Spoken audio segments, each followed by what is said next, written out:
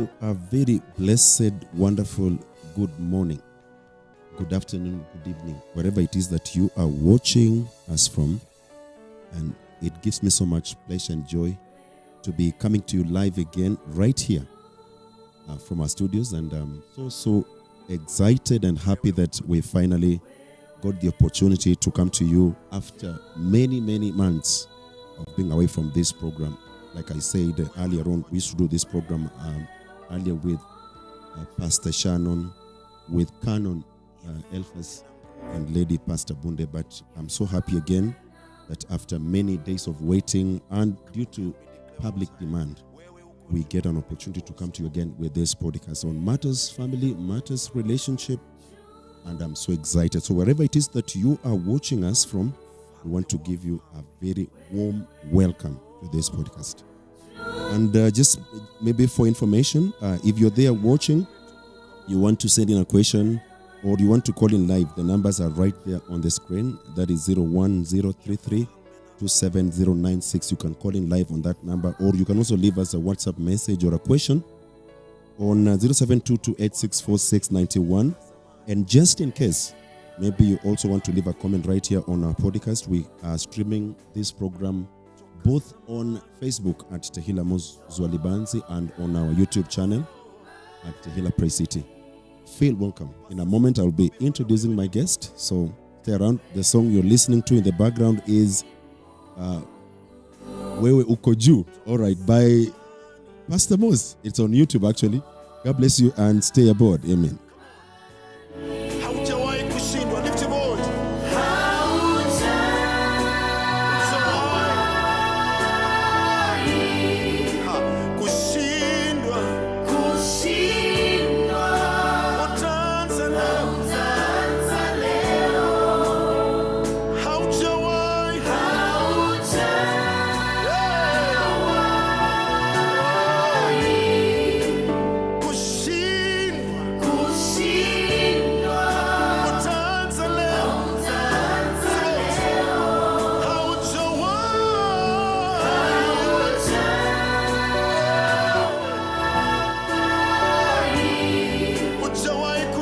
So in case you also love to share our broadcast, you can go ahead and do so.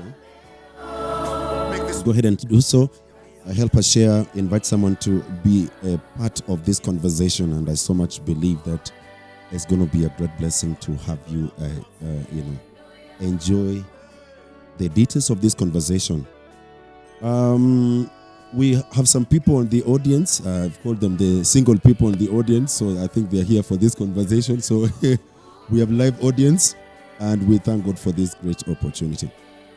Well, it's now that time. I know that I want to bring on board right now my guest, and I call her my big sister.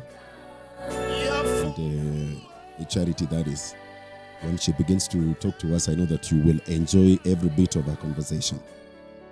So let me give you an opportunity, Charity, to introduce yourself and greet the people that are watching us this morning.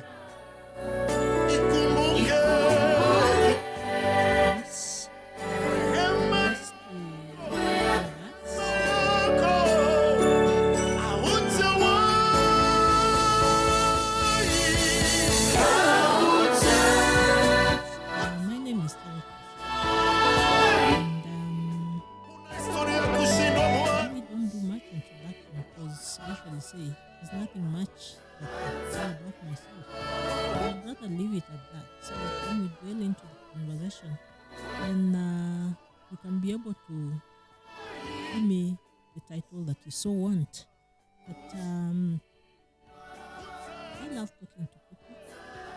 I am a mother of 5. I am a grandmother of 5, and I am a wife. So for what we have to dwell in today, I think that is enough introduction, and based on that, I hope we'll be able to enjoy the session. Thank you. Thank you so much, Charity. And I'm just being requested that you can pull your mic closer to your mouth a bit. so that we can be able to hear. So thank you so much for the studios for the music. And so, Charity, we are so honored to have you again this wonderful morning. Mhm. And I know that there are so many, some people actually. There's a conversation we had here, I think it should have been last year during the month of September, Yes, if you remember. yes, I do. And I think I got an excerpt of what we shared here. And many people were asking so many questions, and especially about relationship, and requesting for the entire, the whole session that we had. I know you are experienced both professionally and practically, so to speak, on matters of relationship. Many people say that relationships don't go wrong; they start wrong. What do you make of that statement? That is indeed very true, because a foundation of any project, anything, be it relationship, be it education, or any aspect of life, whatever happens tomorrow must start today or even yesterday. So that feeling, or I wouldn't say it's an assumption because it's reality, that most relationships go wrong because they were started wrong. Because a relationship that is started right factors in everything that they almost see the end from the start. And therefore, it's in between is something that was talked about, anticipated, and therefore a solution must have been envisioned along the way. So indeed, most relationships start wrong. They don't go wrong. They just start wrong. Okay. Yes. What do you think are some of the wrong things that people, or maybe what was, there are so many people who do, like, they consider some criteria, or maybe say the things they look up to in a relationship. Do you think that there are many times people look for the wrong things that don't really sustain a marriage in the later end? Yes. Like maybe are there citations, maybe some of the things that know that these are not supposed to be the things that you should base your decision on, even as you get into marriage? Yes. Yeah. First of all, a marriage should start from a very sincere and true position. That when you want to engage, you're not doing it because of anything else. You're just being true to yourself. This is the person I've met, and indeed I'm interested, and therefore would want to build this relationship from a very sincere perspective as a person. But unfortunately, in most relationships, we start off from a point of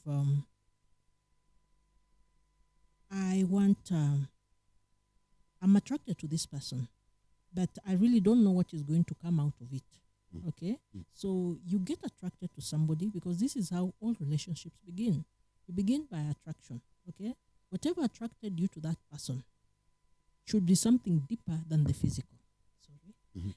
And once you are attracted to that person, then you get an opportunity or a desire to associate. So you get attracted, then you begin associating with this person. At this level, you'd want to know, what are you engaging yourself into? In associating with this person, what is your interest? Because here you are, you got attracted, maybe physically, you looked at that person and felt, well, I like the way this person looks.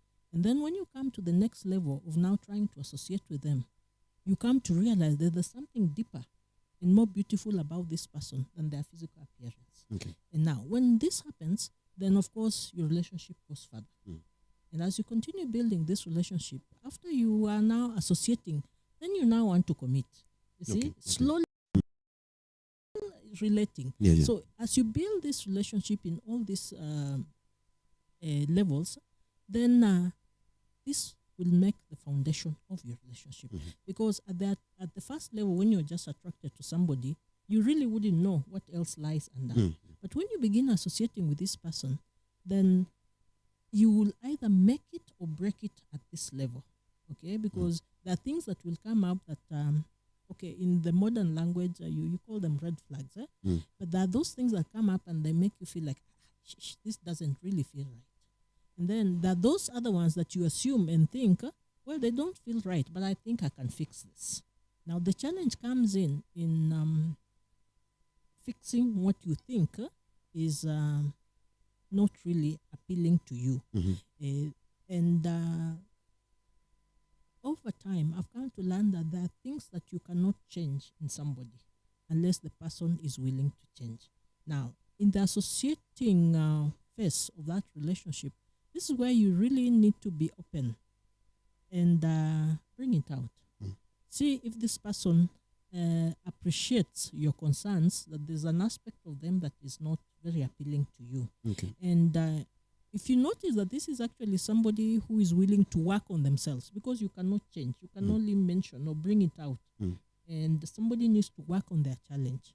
And if they're willing to change, then now this will encourage you to move to the next level of commitment. Okay. Once you're committed, then it means you already know that I have so and so, and this partner of mine has a certain challenge and they're working on it.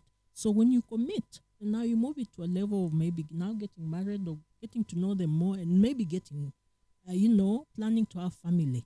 And after that, then now that builds loyalty. Once now you become loyal, you'll come to realize that I'm in this, like they say, for better or worse, but because of the so much good or so much interest that I have, and I think I like it, I'll stay loyal and try to move ahead with this relationship. Okay. I think that's what I would say. Awesome. Yes. I think let me give you a minute, because I know there are some of your viewers who are really waiting to get this, what we are sharing on your platform. So I'll give you a minute to share. Yes. So for those that are joining in, I've seen Pastor Adolo watching us from Nzoia. Thank you so much, Reverend, for finding time to tune in. I know you are an experienced man in marriage, so I know that if whatever we are discussing here, you can share an input, one word or the other, so that we get to educate the people that are watching us and listening to us. Also, like I said, that we have our numbers there on the screen. 0103 27096 is the number you can call in live. We'll put you on the mic, and then if you have a question or perhaps you have a sentiment you want to add on what Charity is sharing, you can then go ahead and do so. If you have also a question, you can also type the question right here on the comment section. We'll be able to analyze some of the questions during this or during or after this conversation right now. If you're getting us loud and clear, let us know. I don't know if the mic of my guest is also clear, loud enough, and we will also be glad to know that you're flowing along with us in this conversation. You can also leave us a WhatsApp message on the numbers that are on the screen, 0722864691. Not for offering, but for WhatsApp message. WhatsApp message, or you can call in live. If you have maybe a sentiment, an addition, we'll put you live on the mic so that you can be able to give or air your view on the same subject that we are talking about. I also believe that, let me see if somebody, I seen a message here. Yes, I think I'll be able to go into this question later on. I see someone has already texted me on WhatsApp, but we will be able to look at that question after, during this conversation. So for now, let me, you mentioned something, Charity, about what really amounts to a red flag. What really amounts to a red flag? Because I'm trying to imagine the generation, in our generation, there are things that people call red flags and they are not. It's just fear of maybe the circumstance of what is going on in the society right now. What really to you amounts to a red flag? Personally, my red flag might not be your red flag. Okay. Yes. But we just have those issues that make the two of you not compatible. Of course, we have universal issues that I would term a red flag. Yeah? Personally, I would have a challenge with somebody who is an alcoholic. Okay? I have a phobia, maybe, that when somebody comes to me and I look at it like they're taking alcohol, and to some point to me it is excessive. And maybe, Pastor, to answer this, I would give my own example. Because my father used to take alcohol. He was not an alcoholic, but but he would take alcohol. So early in life, I used to think it is because my father was managing, then even if I got a partner who was doing that, who was taking alcohol, I would comfortably manage because I had seen my mother doing it. Call it of traumas passing down. Sometimes accepting aspects that should have been accepting bad behavior, but you keep telling, you massage it and tend to think you can manage. Then I came to realize later on in life, it's something that I did not like it.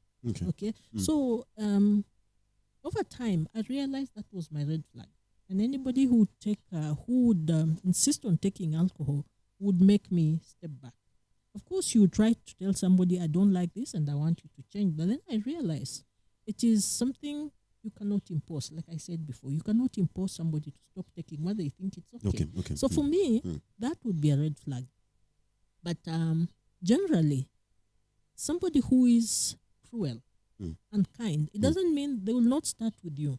But you can look at somebody answering or relating with people in a certain manner that should tell you that this person has a personality that's a bit difficult. So the fact that they are rude to a waitress, if you go out on your first date, or they're trying to argue, loudly about the menu, something as small as that. Don't laugh, Pastor. It is very serious because you're out on your first date, and they bring the menu. And a glass of juice is costing 300 shillings. Because, of course, you can get that glass of juice at 100 shillings elsewhere. Yeah. But you've decided to go to a place, and in his thinking, he has asked you to choose the place you want to go and have your first date. So you make a choice as the lady. So the gentleman comes in, and when they bring the menu, remember, you've made an order. You've taken the food or the juice. Okay. And then now they bring the bill and somebody is arguing over 350 shillings. That is to me a red. Don't laugh. It is a red flag. Okay? So those are the little things that you need to do and realize that this doesn't actually sit right. And of course, what would that mean? That would mean, one, this person is very stingy. Okay. Two, this person is not able to cover up what would automatically bring shame. Because the right person would do, if he doesn't have the money, then he would be able to look around and make sure he has some money to pay. Because it's one thing for somebody not being able to pay for that glass of juice, or having the money and just insisting that is not right. This is somebody who is going to insist that you do not go to the supermarket to buy quality tomatoes and insist you go to the kibanda to buy a tomato from a Mama Mboga because it is cheaper. Sometimes it's not saying that Mama Mbogas don't have quality, but somebody will want to pull you down to a level of struggle when they can be able to keep you comfortable. That is the indicator. He will insist on telling you, wacha watoto waende tu shule yoyote. Not because masomo ni masomo. This is somebody, that is what will come up. Okay? Do you still want me to give you more Please, examples? if there is, and I'm interested. There's something else that might look like a red flag, but it's not a red flag. And in this case is the way a man relates with their mother. Very many young ladies, I find them, they tend to think any man who is very good to their mother is a mama's boy. You use that term a lot. Okay. And they want to think that if a man keeps talking about his mother and cares about the mother, it will mean he will not make a good husband.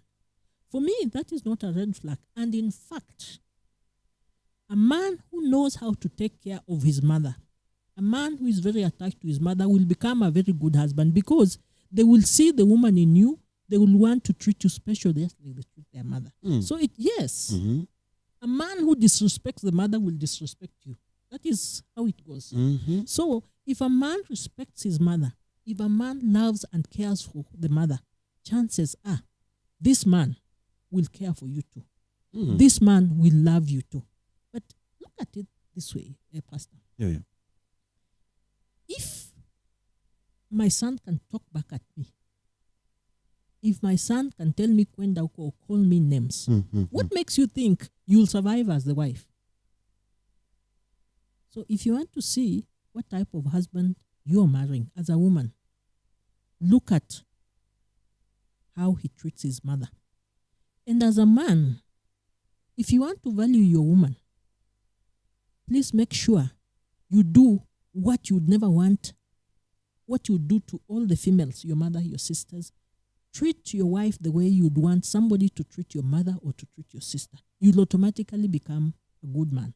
If it offends you when you see somebody doing something negative, either to your mother, be it your father.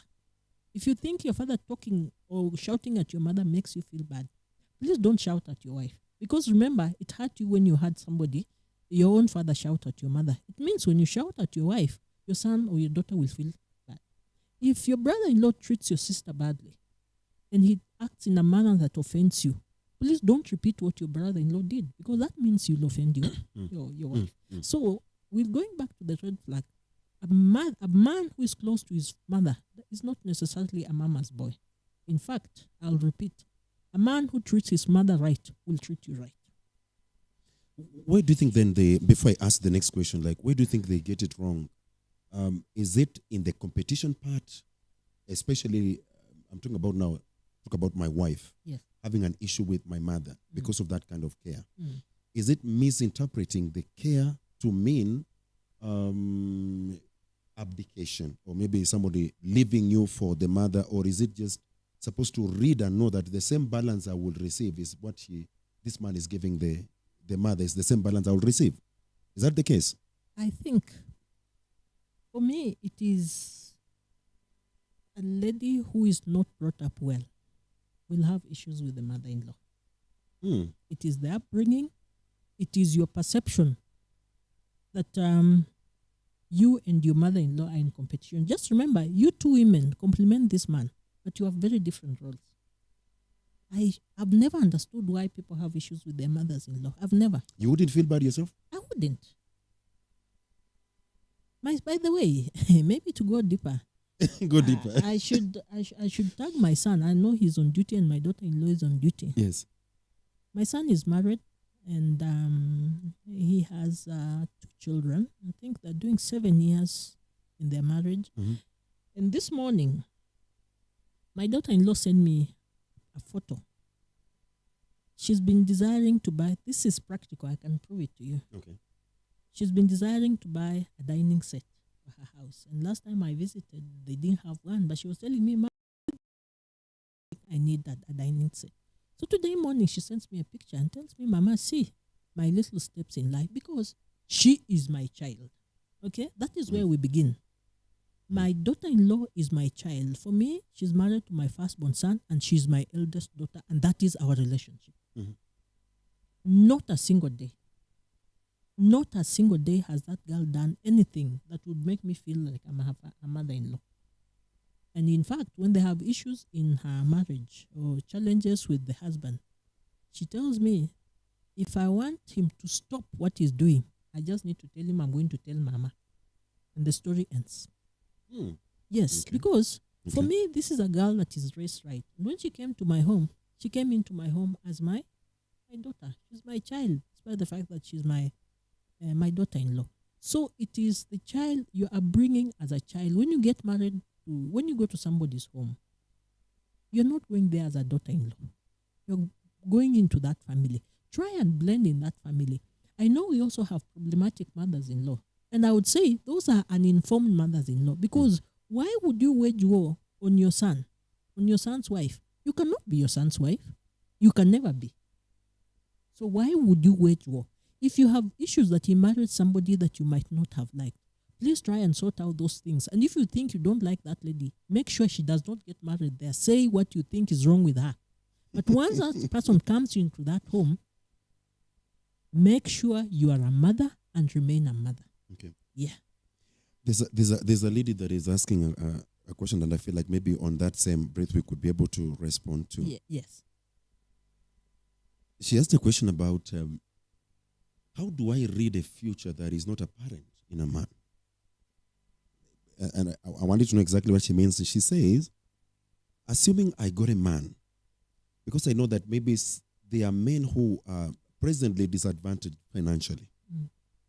How do I know that this man his financial status is a current issue, but he's determined for a better life in the future. Because many ladies would use that apparent situation financially to dismiss a man. How do I read a future in a man that is financially, disenfranchised at the moment? You're talking about potential. Potential. How do I read potential in a man? I think that's a very tough question. Indeed, it is. Yeah.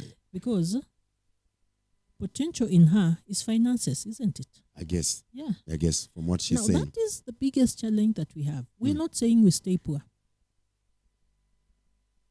But what are her financial expectations in a man? I would ask, I'm sorry, I'm answering that question with a question. Yeah. What are her financial expectations in that relationship? In that relationship, what are her financial expectations in that man? Okay. And therefore, why would one woman insist, or for example, my daughter is asking, what potential she sees? We've seen people who are very able financially. But somebody being able financially does not guarantee financial responsibility. Okay. So potential is the ability to work and generate an income. But the challenge comes in when you have very unrealistic expectations financially. Because somebody will live and they're riding a boda. What is their income? What is their potential? He could have gone to school. He has the ability to get a well-paying job, but because of circumstances, there's very little coming in.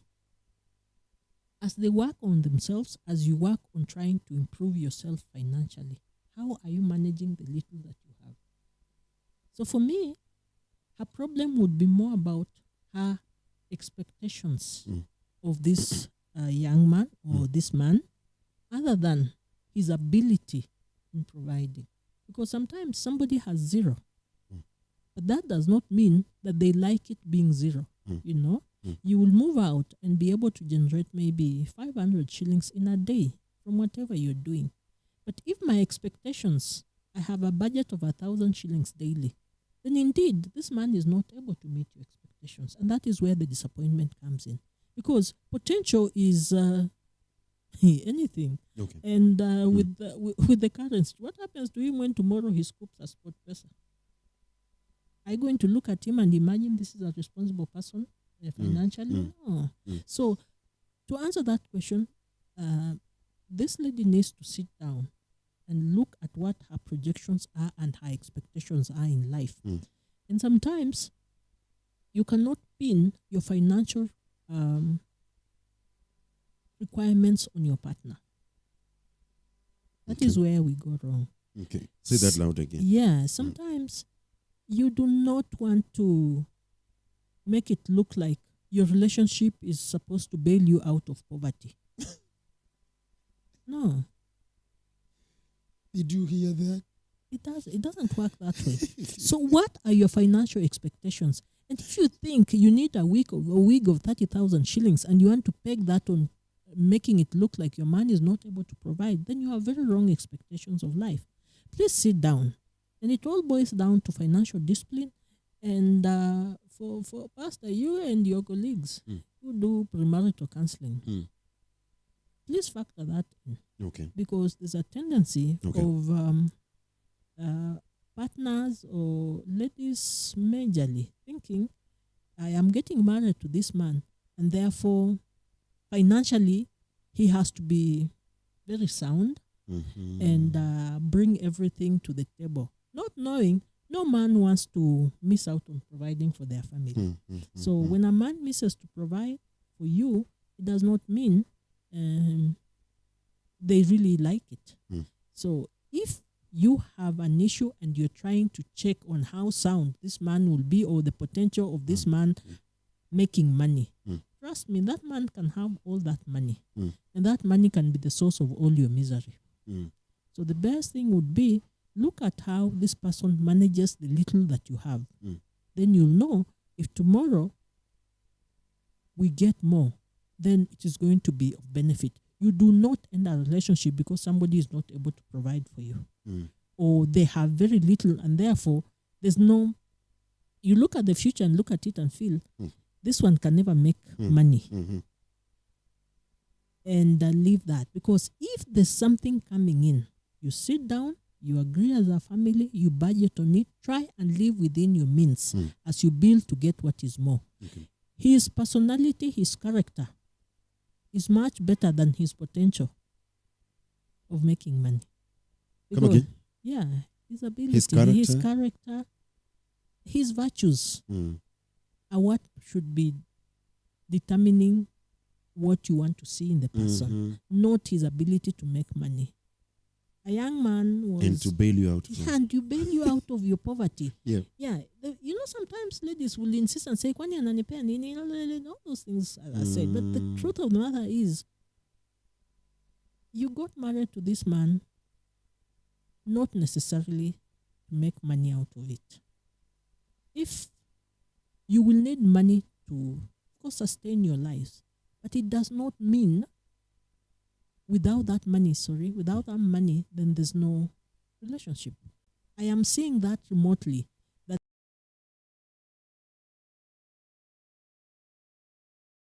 sounding like if there's no guarantee of this financial situation changing in the future, then it means this relationship might not work. That is what I'm feeling at the back of my mind after listening to that comment. I might be wrong, but it is something that happens. I know a young man who told a lady that, you see, right now we are struggling, but I have a deal somewhere. And the lady was asking, what is this deal? You know, the current the current generation, unlike us, we used to think people who cut deals are shrewd and are not sincere. Of course, it is true. Yeah. So when this young girl asked the man, what is that deal that you're talking about? And the young man was like, I'm getting into a deal. I want to begin selling drugs. So, reason? The man had the urge to have financial muscle. And they are going to go at any extent to try and bring money, because they want to imagine this money is what this woman needs. And unfortunately, some of these women don't need that much money. Okay. It is because these young men think they do not have any other way of loving a woman other than providing, other than having money. So they think money is what should express their feelings towards this woman. And unfortunately, it is so bad for the men, Pastor, that if that man does not have that money, then so many other aspects of their lives don't run.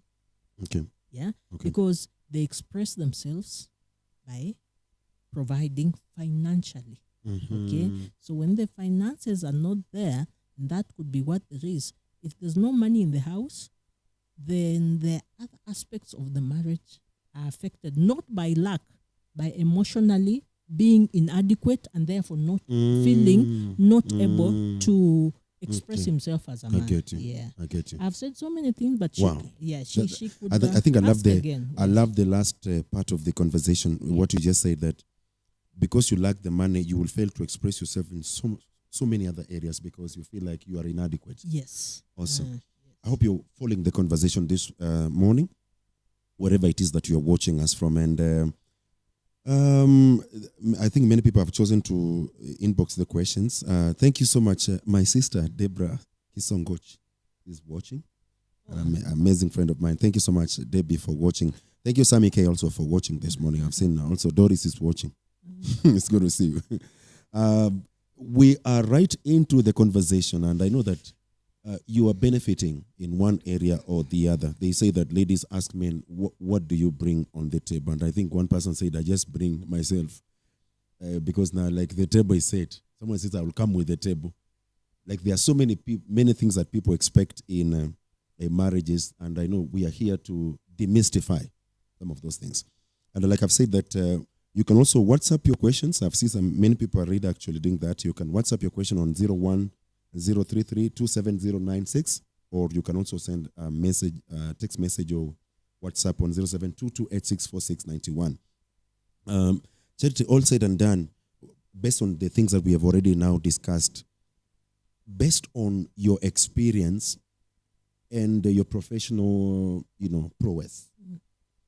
If someone were to ask you in your own words, what is marriage? If someone were to ask you give me a definition, your own personal definition, what do you think is marriage? Marriage to me is companionship. Mm. I wouldn't expound more.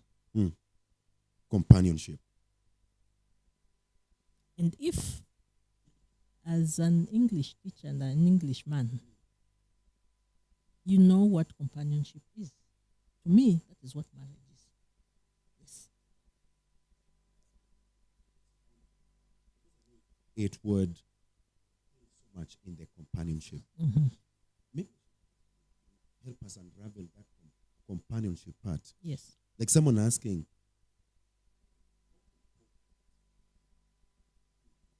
Mm-hmm. marriage. And should it be developed?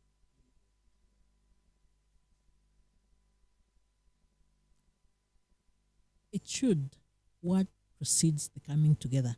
I think a while back, I talked about how we get to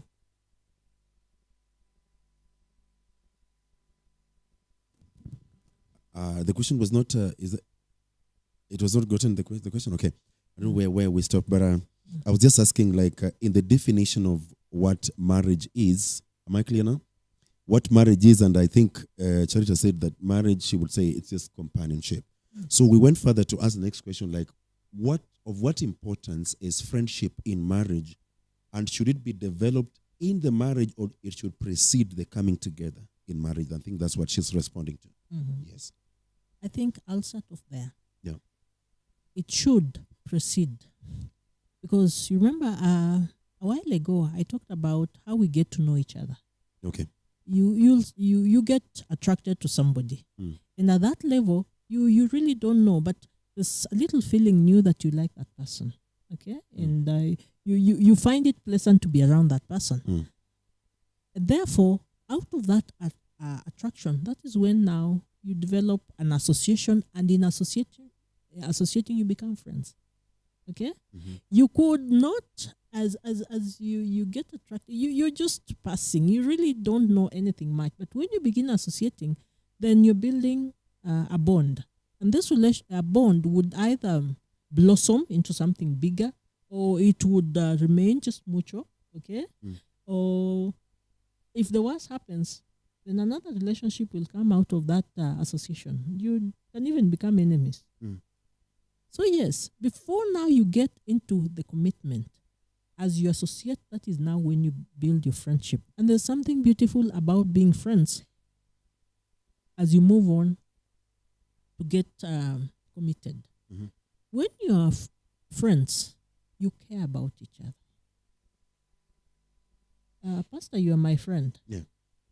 And it doesn't blossom, it can never blossom into what you have with your wife. But it doesn't mean that you don't like me. Yeah. Okay? Yeah. So friendship is mutual in any relationship, including marriage, that you start off as friends. When you start off as friends, you are able to, have something going on other than the little deep things that happen in marriage.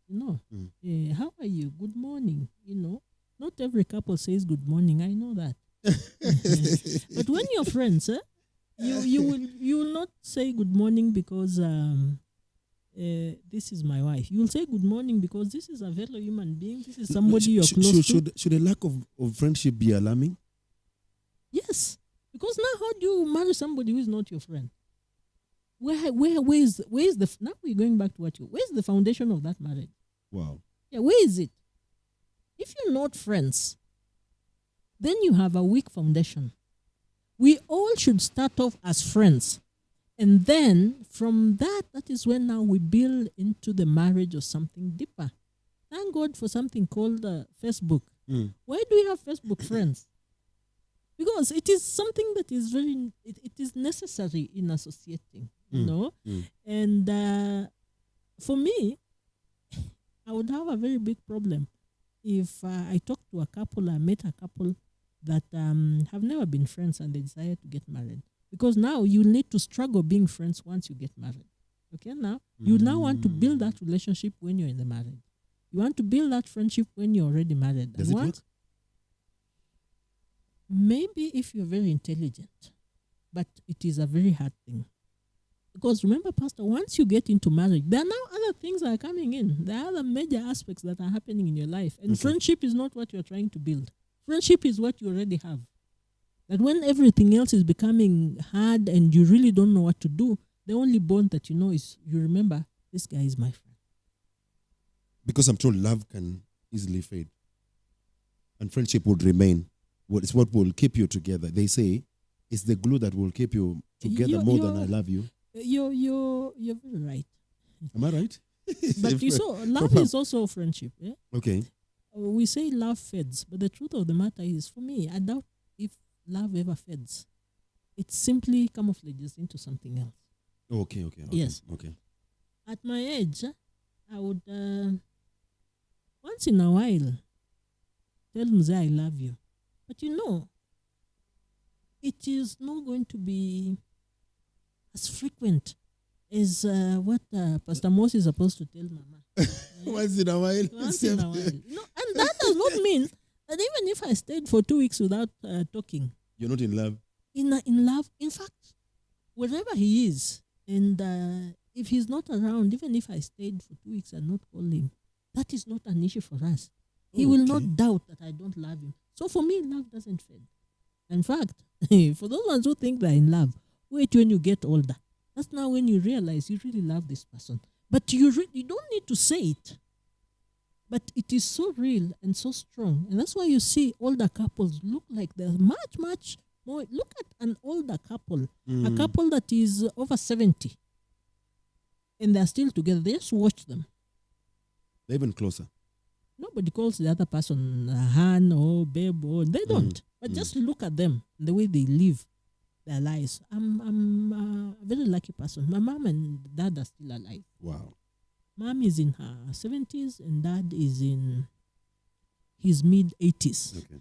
And they stay alone in that home. And when I go to that home, in fact, for us, they are the real epitome of what a marriage should be. Okay.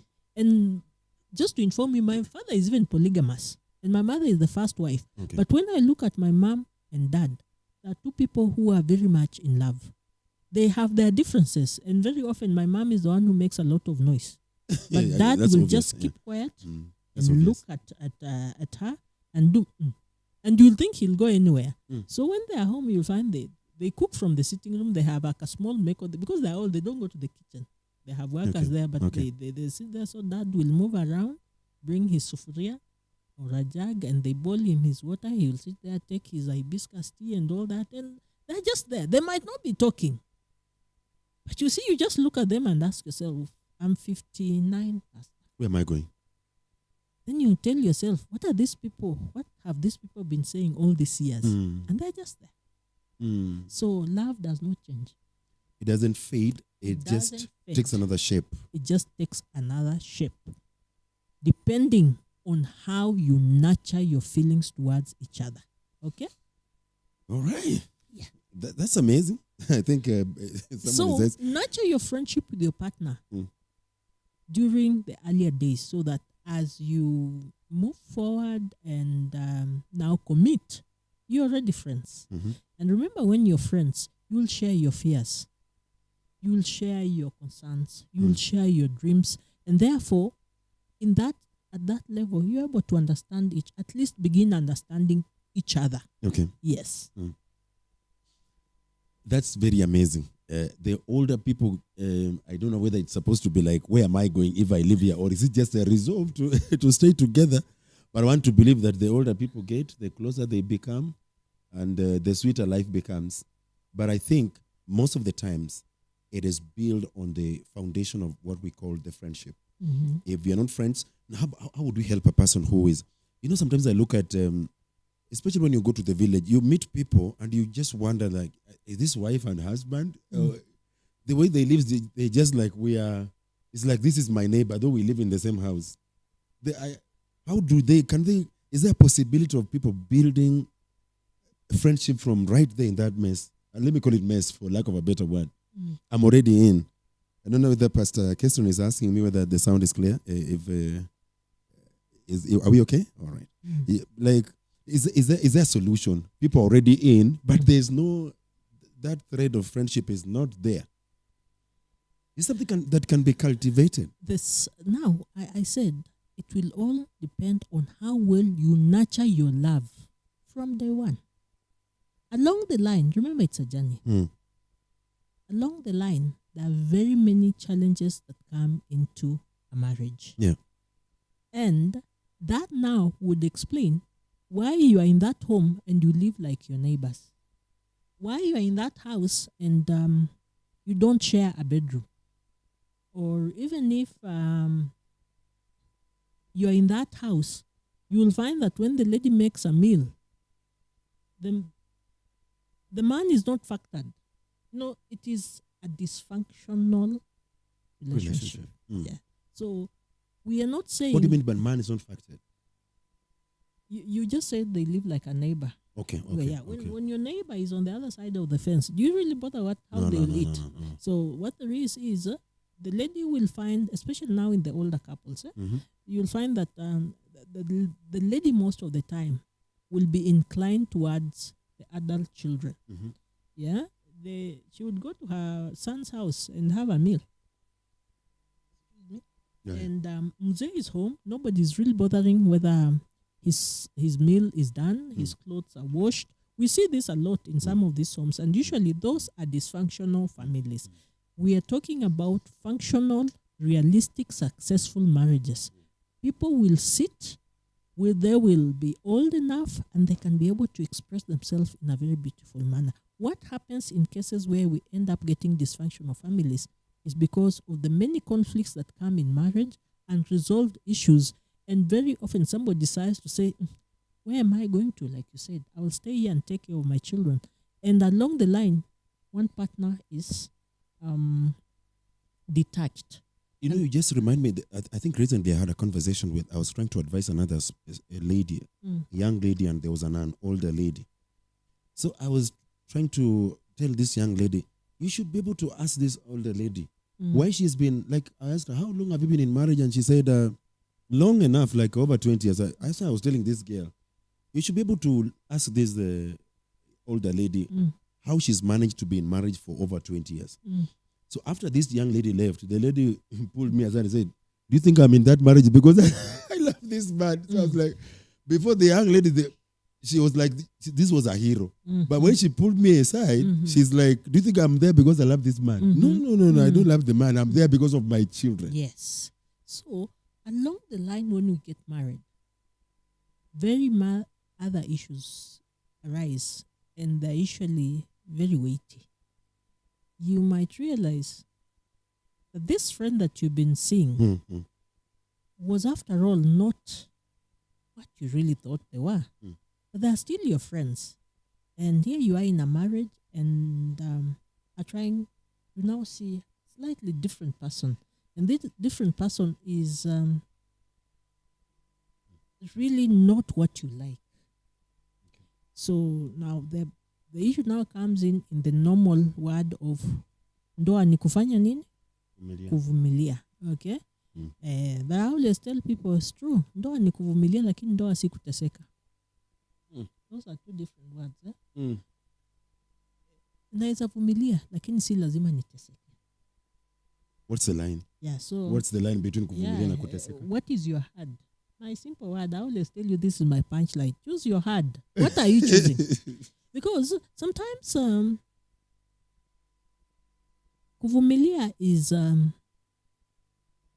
today you are in lack. You're struggling financially. You're not able to meet all the needs of your family. But then you hold on to each other and say, even if we wanted to have fish today, let us just eat this sukuma because this is what we had. And you eat it joyfully, knowing tomorrow we will get. Kuteseka is when there's the provision of food or of fish. So this person can be able to provide for that. But instead of that, they decide to go and watch football with their boys and now do what they want to do, and they will Eat nyama choma then. and eat nyama choma and come home belching, and you really don't have any. Now that is what I call kuvumilia, kuteseka. Yes. What is normal, what is human, what is bearable is what we are supposed to kuvumilia. Your partner is unwell, and this now makes him not able to meet several issues in life. You don't abandon them on their sick bed. Okay. You stay by you vumilia by their side. You don't teseka when you're taking care of your ailing a partner. So that is the little difference. And you mentioned something about the older lady being an example or being able to advise the younger generation. It comes a lot, and it happens sometimes. You look at an older person and expect that their way of life should be your way of life. That would be a wrong approach to challenges in life, because remember, this is an individual. What this older lady might have gone through might not be the same as what the younger lady is going through. And remember, the older people had a way, traditions had a way of setting out, I would call them venting points on issues in marriage. A man would, you'd have a challenge and he would have a way of managing it. Like they always say, he will keep quiet and walk away. And then he will walk away and go to his second wife. Polygamy was a way of venting. People would go there, and so then tomorrow he'll come back.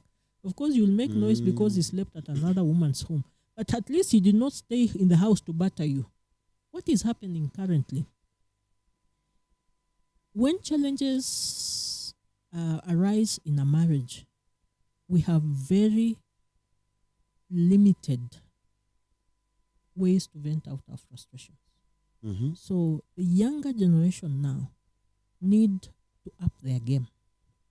What my mom went through is not what I went through.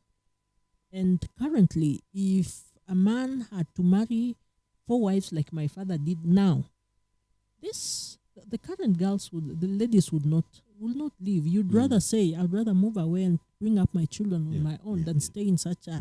For currently, things look different, because if I've never seen my dad batter my mom, not once. Not once. But you see, you'll meet a man who will slap you at the slightest provocation. Are you going to stay in a physically abusive relationship because an older woman told you I managed mine? It is not the same. So do not look at it and say, because my mother stayed here, I'm going to stay here. You'll be killed in that relationship. Because I think that's the approach they try to impose on their children. Yes, that is the approach they try to impose. We are different people. We are living in different times. When somebody has a challenge, Pastor, look at that challenge. Do not refer to any other. If there's any reference, let it be positive. Saying, listen, huyu utajua vile alikaa ndoa yake. Sometimes that ndoa is not anything you'd want to borrow from. So when somebody has a challenge and you're approaching, this is for you, because I know many people come to you with challenges. Approach each individual in isolation with its specifics, and then know how to get a solution.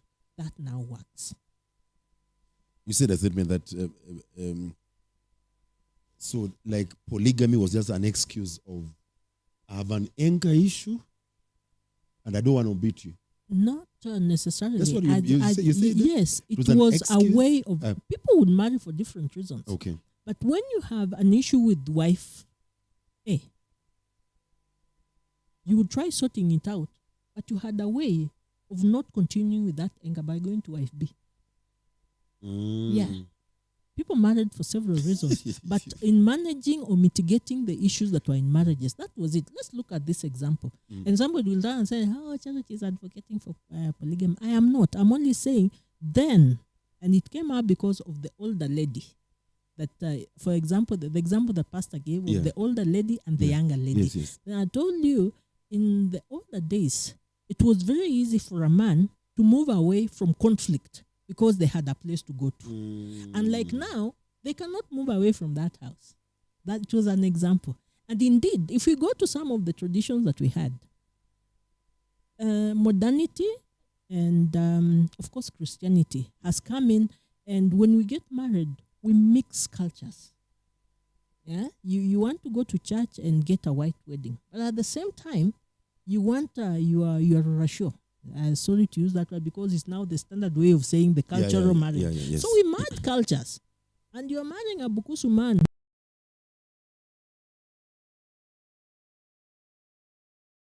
And they can do anything they want. Sireka. So you're marrying a Bukusu man, you're coming in, but you're born again, and you want to make your marriage very modern. Because even when you go the traditional way, ultimately we want to live in the current world. So interferences come in. And now when you have conflict, when this Bukusu man, who has a very bloated ego, has issues, it is very easy for him to get physical. Because they don't know how to vent or where to go to. Okay? So it is out of that example. That you got the statement. Yes, I got that. Now I get the point. Okay? So that you don't say that, okay, we were in one podcast and then I think they have legalized. No. You can now go and marry because you want to vent. No. Or venting in a better way. Yeah. That is venting in an a way example. that pleases the Lord. Yeah. I was telling you, if you look at an older person and a younger person, the older generation had an easier way of managing their challenges, unlike the younger generation. Okay. So it was an example. Awesome. Yes. That is gotten. Yes. Let me look at some of the comments that are coming through this afternoon. And I really want to thank you for sparing time to be with us. Thank you so much for those who are sharing our podcast. I can see so many people joining us this afternoon and watching the conversation. I believe that there's something you're getting. And like I said, if you have any question, I think there's one of my daughters, she's called Edith. She's saying, love doesn't fade, it camouflages. She says she loves that statement so much. Because does that mean that we can change I love you to something else? That will still mean the same thing? I'm just saying, because you said, for your case, once in a while, you just once in a while. Maybe you can look at some people asking you questions. No, maybe it's okay. No, at least I'll get the questions from you as I digest. Like I'm just trying to imagine. Like I know, they say there's one lady was giving us an example that these men don't know how to say sorry. They just change. You'll tell a man that don't wear a checked tie on a checked shirt. He will not say I thank you, but he will never do it again. Exactly. But pride will make him wear that thing that day to tell you that whatever you told me, I didn't get it, but next time he will not do that. So I'm just trying to imagine. Is there another way? It is not even pride. It's just ego. But you're really questioning how I look. I think I know what I'm doing and I'm going to do it. Do it anyway. To do it anyway. And going back now, the older men would never insist on wearing what you're insisting. It was your duty as a woman. Then I'll come back to answer that. Okay. Yeah. So that is your example. Yeah. It was your to avoid such conflict. This is how we grew up. I will iron your clothes and lay them on the bed. Does it happen on this? It doesn't. That's why you people are having a quarrel over time. Yeah, listen to me. It is, and you can copy from it. That, all you need to ask, would you want a plain shirt, short-sleeved, long-sleeved? And all he will tell you is, I would want this. And you prepare those clothes and you lay them on the bed. Or you hang them somewhere. So that when he leaves the bathroom, there's no story of this tie or which tie. What you choose is what he will trust and say this is right. So these stories of trying to argue over tie, it is just what you people are doing, Pastor. Okay. The older generation don't quarrel over clothes. Okay? And so like I was asking now, yes, based on that reasoning we had earlier, yes, could there be another? Because yes, like, remember last time you were here, we had that conversation of the love language story. Yes. Like, could I tell you I love you in another way? Yes. You ought to and tell would somebody, the lady appreciate that I'm trying to say I love you? You ought to tell. Like, normally I don't go to the kitchen. Let me just say, for example. Yes. But this time around, I've gone to the kitchen and cooked. Would that be another way of saying I love you?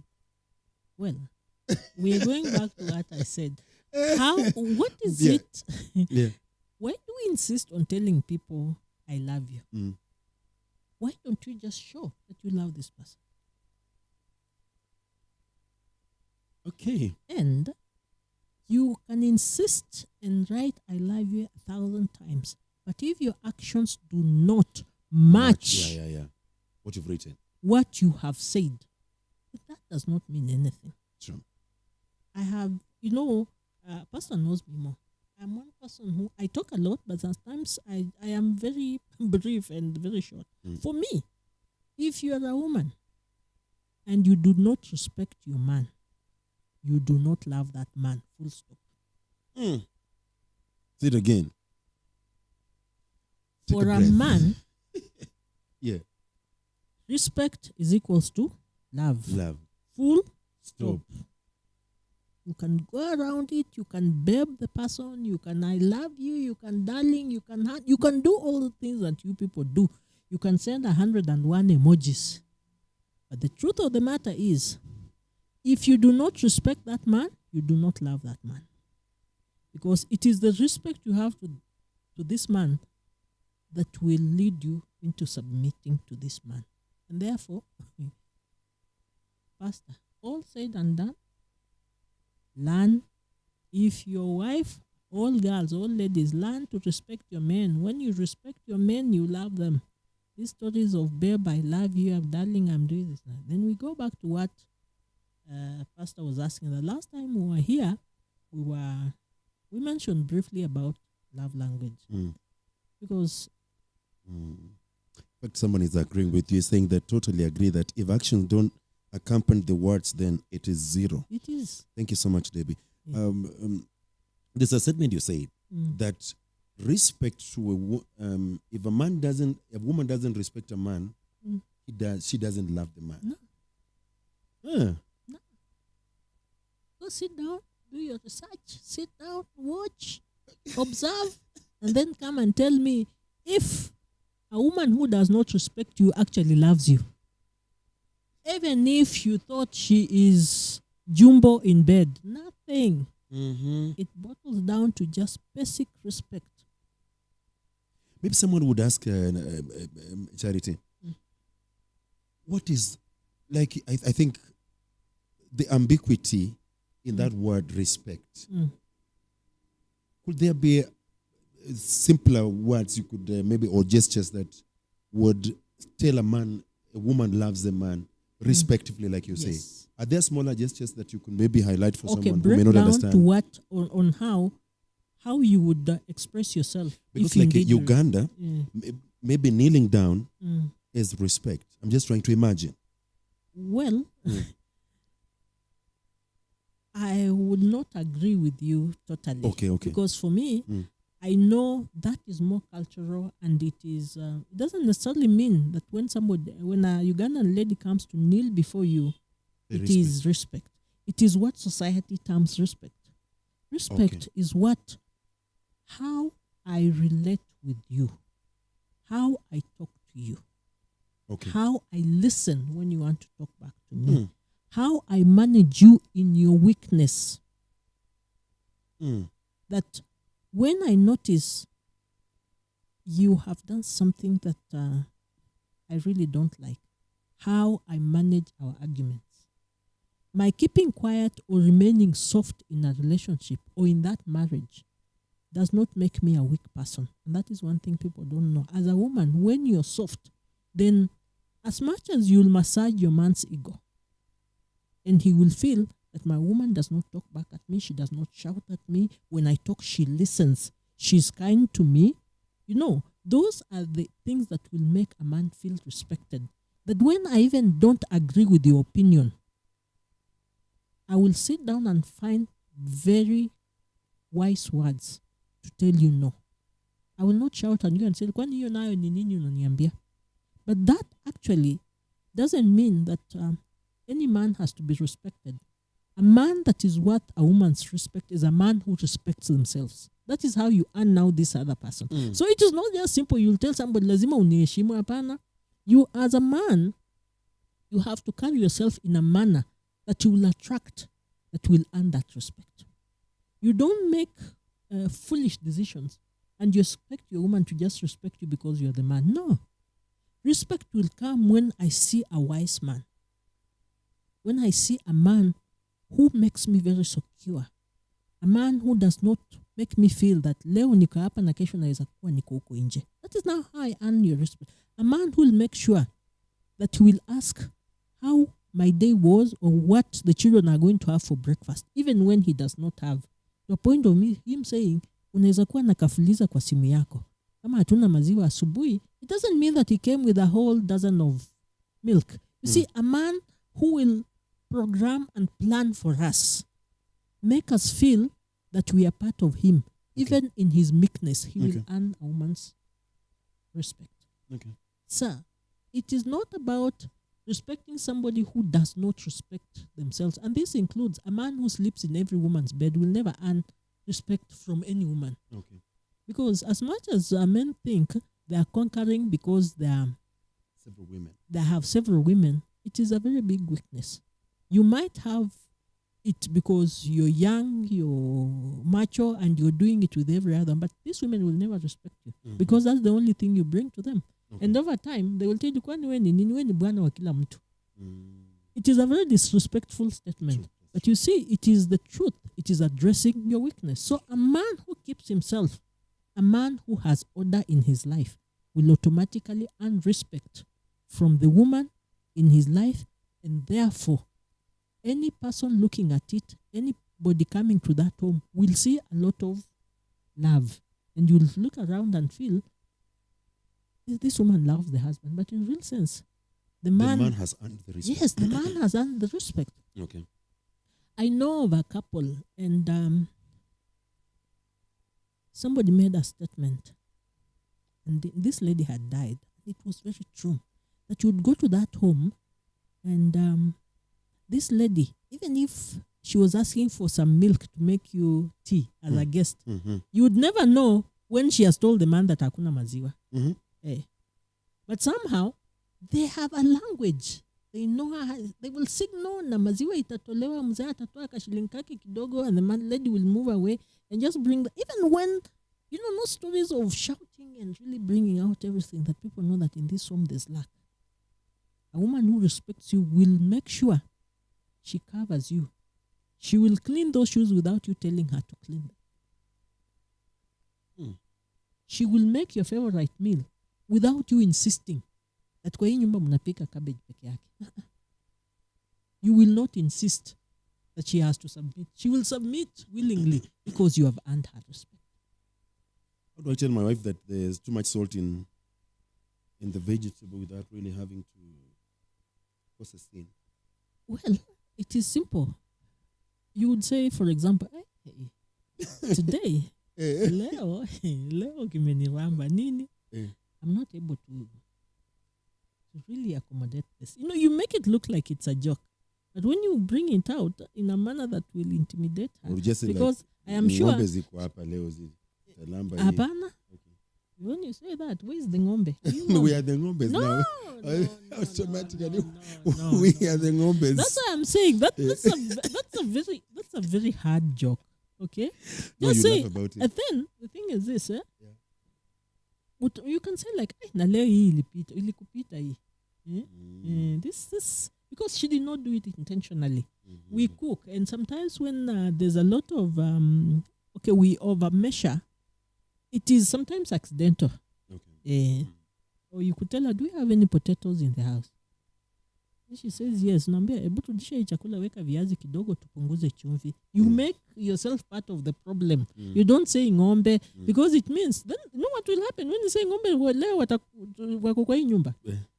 She will begin, kwani mimi nimewaita ngombe? And then it begins, story, and because you started it off. Now she will, the best would be, do you have anything? Okay. Si tuongeze maji kwa hii mboga kidogo. Mimi naona hii imenilemea. Acha tuongeze maji, tuone kama tunaweza dilute hii soup. It is a slightly salty. I'm looking for a funny way to say you don't say it is very salty. You say it's slightly salty. Slightly? Yes, you say slightly. When it is indeed very salty. So that it doesn't... What are you saying? Kula ngombe. Okay? I think ngombe will do for me. Then, ngombe will do for you. And know what that will mean? Yeah. When she answers back with the ngombe statement... You won't like it. Of course, you won't like it. I know. Yeah. I know. Let me give you a minute to take a sip of water.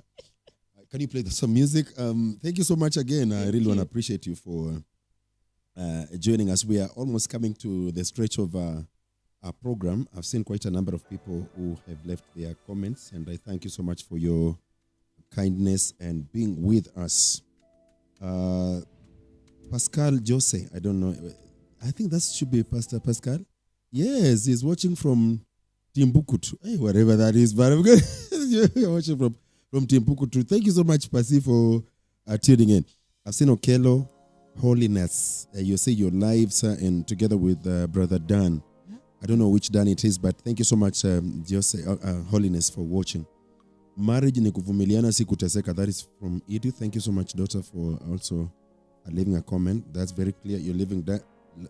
Let me see another comment whether I can be able to trace them right now on my dashboard. There are a number of questions also. I've seen them on WhatsApp. I will share with them so that we get to answer those questions. Yeah.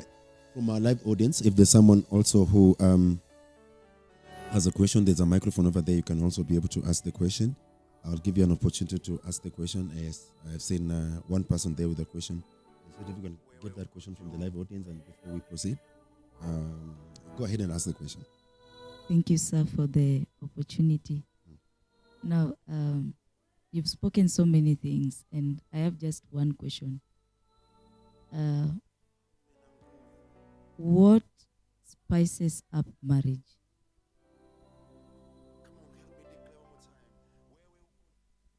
That's my question.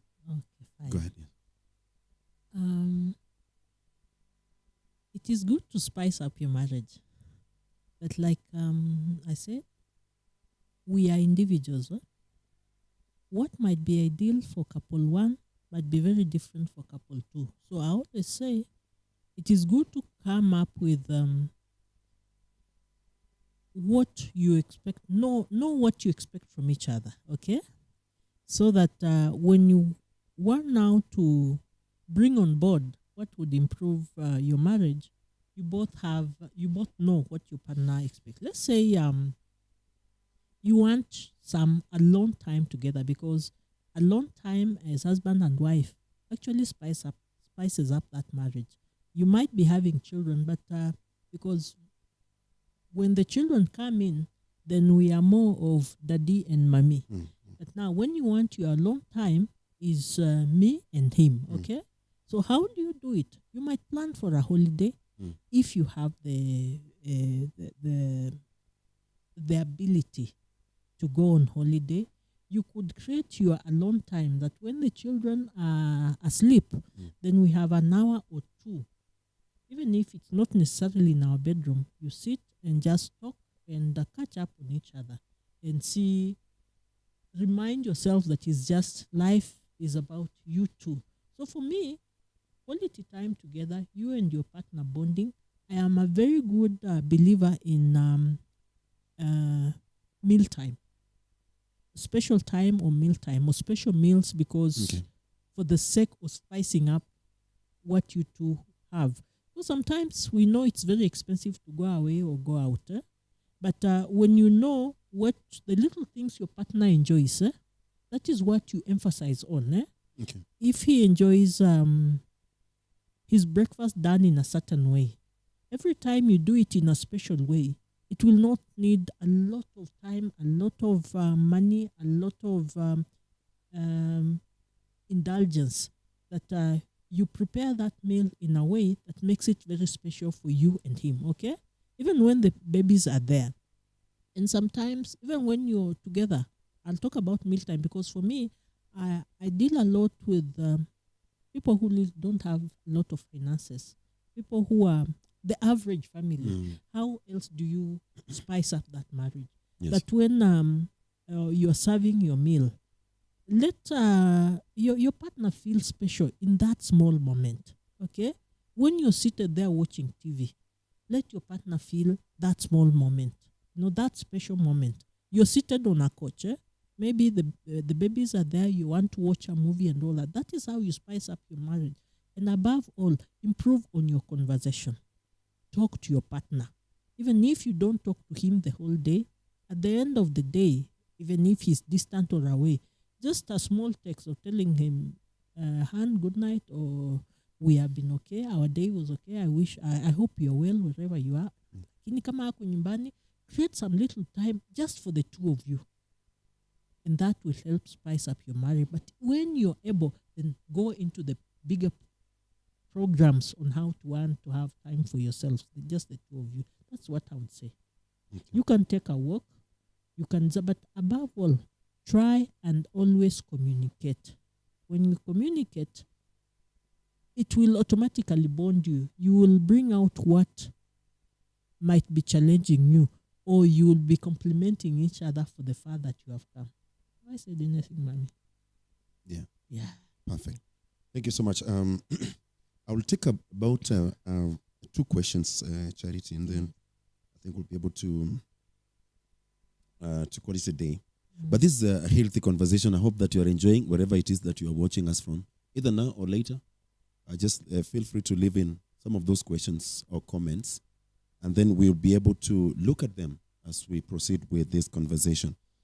I've lost track of my messages. I don't know whether I'll be able to trace them, but if I'm not able to, then I think we'll be able to look at them later after this conversation. I don't know whether you can be able to access them from your end. I saw the question down here. I don't know, but I lost the trace of the comments. Thank you, Sammy K. You're also watching. Thank you so much, my brother. Now, someone is asking, Charity, can I learn to love in marriage? So I don't know how they got there, but you think, can I learn to love in marriage? Because I think what came to my mind earlier is how did they get there? Exactly. Yeah. How are you learning to love when you're in marriage? You should have been in love before you got married. Yeah. And that then would mean would want to go back and understand, where did you lose it? And now that you want to learn, where are we starting from? Okay. Yes. I'm also thinking it could be a situation where along the line, this person unloved the partner. Mm-hmm. Because sometimes you can unlove your partner depending on how they're treating you. Okay. Yeah, it is automatically, from what he's saying, it's coming from a point of a very unhealthy relationship. And now that you're trying to make up, you're trying now to say, how do I learn to love Okay. now that I am in this marriage? Okay. So it is more of trying to fix what was broken. And it is deeper than what he would have asked. Because if he elaborated, where he feels he has failed to love, then would help that him or her, we would help them know how to build on it. And maybe just to try and answer, yes, you can, if you are able to know where you dropped it, where you lost it, then you can build from that. If it's forgiveness, if it is bitterness, if it's betrayal, then we manage the issues that are making you want lose and now want to pick up.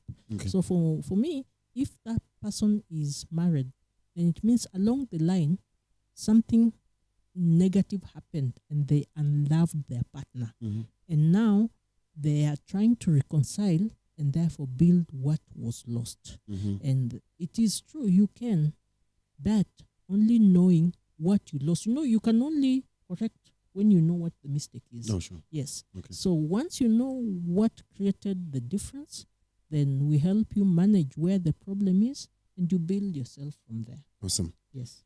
The last question I have is a person asking about, I think this is very fundamental also when it comes to marriage and last.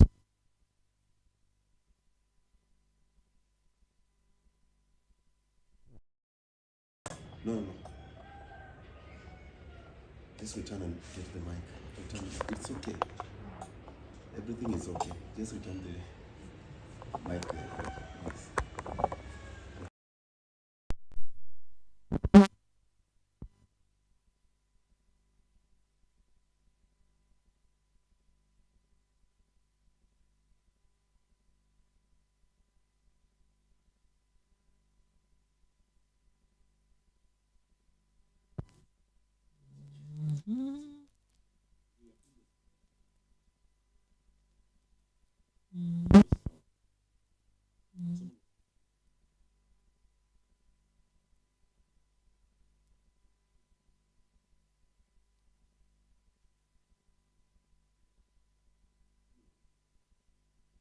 Mm.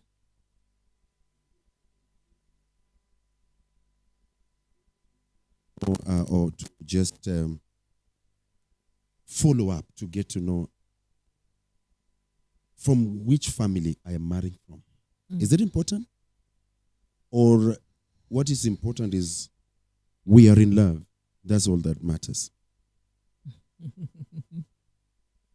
Both of them matter. So maybe if you can expound, there's someone One, who asked this question. yes. Yeah. Families have tendencies. Okay? And there are families that could have conditions that naturally make it very hard for them to bond in marriage. This could be disease. Let's say there's a family that has a history of psychosis. Okay? A family that has a history of, or they're predisposed to epilepsy. Mm. They're predisposed to diabetes and other diseases that we know this would be hereditary. Okay. So that would be positive if you checked. Okay. But I know because you're talking about marriage, what is going on in people's background, they always think that it is guaranteed that if you marry from a very stable family, You're going to a be stable. family that the mother and the father known their aunties, then it guarantees that you'll be stable. It is good. That would be the case. But I can also tell you there are other interferences from the man's side, even if, or the woman's side, even if they came from a very stable family. And this is one of the biggest weaknesses. That's why you find, sorry to use your example, this is a pastor's child. This is a pastor's son, married. Mama na mzee, they are 50, 60 years in marriage. But their son gets married to another pastor's family and their marriage does not work. So where is the family check here? We should not take it for granted that because we come from a certain background, then it is guaranteed that we are going to succeed. Yeah. Marriage is a journey. You have to be very intentional. So whether you get a person from whatever background, it is good to check. So for me, unless it is a health risk, Okay. I wouldn't really go into the family issue. Yes, I wouldn't go into the family issue. It doesn't have a direct impact on the... No, Okay. it doesn't. And I can tell you that. I know, I've given you an example. Yeah. That you would find a girl from a very well set up family, Yeah. a functional family, right in their lineage. The grandmother, the grandfather, everybody, they have settled and they look okay. And they marry from another family that are also very stable. But when you bring these two people together, then you realize there are challenges. What happens? This has come up because people think children from broken relationships, and this is majorly from brought up by single mothers or single parents, that they can never make good partners. That is not true. And in fact, some of these children brought up from these dysfunctional families, in counseling we always have survivors and victims of circumstances. Because they went through a certain trauma, they live their life trying to correct that issue. Okay. So when they grow up, they want to correct what was wrong in their relationship. And they end up staying focused and know very well, if I go this way, this will affect my marriage. And they make better partners because they're intentional. Whereas you'll get somebody who is from a very stable family and they think because my mother and father did it, I'm going to do it. And they go there very complacent and think it's business as usual and they're not able to manage. So as like I told you, it is yes and no. Check what you think is negative. Know how to manage it. But it is never a guarantee that because you come from a very stable background, then your marriage to your partner is equally going to be good. Yours is specific. Know you're marrying partner A, I'm from partner B. This is our background, but we are making our home and work on your own home. Okay? Yes. Wow. Pretty amazing. Yeah.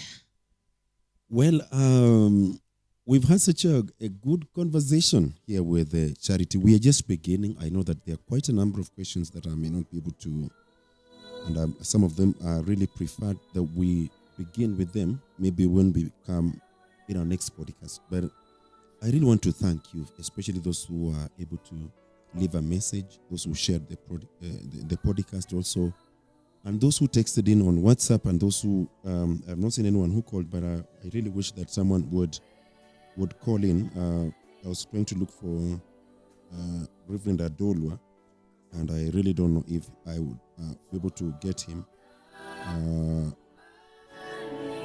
on this live podcast. But I really thank you so much for your company and valid company, those who are live right here and those who actually also watched our podcast right, or maybe those who are following up on Facebook, and those also watching on YouTube.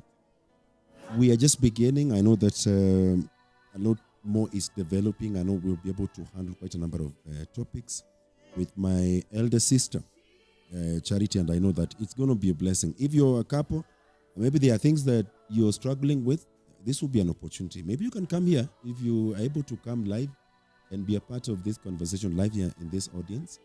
Or you can also sit together with your wife. You know, sometimes, Charity, when you come to church with your wife and pastor is preaching, and he happens to touch about the things that they are suffering with, you always be like, you see, I've been telling you this thing and you have not been hearing. So I know that sometimes if you watch with your wife or you share the podcast with them, say, I just want you to follow the conversation. I know there is something that you will always get. Many times I know that we are, especially in marriages nowadays, people are going through different things because there's no one to tell you what you're supposed to do. There's no one to guide us. There's no one to teach us these things. And like those days when grandma will tell you things candidly the way they are, how you treat your husband, how you treat your wife, that's for granted. But nowadays it is not there. So I know that this kind of conversation can be so helpful for you that maybe it's beginning or intending to go into marriage. And I know it will be a great blessing. Maybe I should ask you, Charity, to say your last words before we call it a day for today. Thank you, Pastor. Though brief, I'm glad that I was here, and for the little you've shared, I hope and pray that somebody somewhere is encouraged and is able to build on what they have. Thank you.